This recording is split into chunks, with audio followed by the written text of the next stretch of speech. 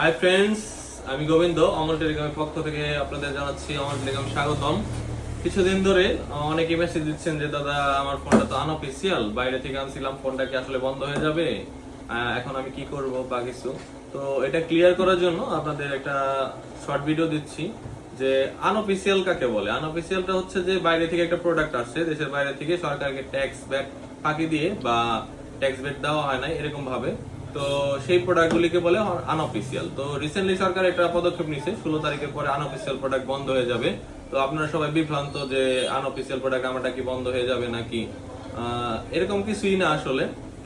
আপনারা যারা unofficial product use করছেন, 16 তারিখের আগে যে ফোনগুলির মধ্যে বাংলাদেশের সিম ইউজ হচ্ছে সেই ফোনগুলি আসলে বন্ধ হবে না। 16 তারিখের পরে, ডিসেম্বরের 16 তারিখের পরে যে ফোনগুলি নতুন আসবে সেই ফোনগুলি আসলে চলবে না বলতে হচ্ছে জাস্ট সিম পাবে না, আর কিছুই না।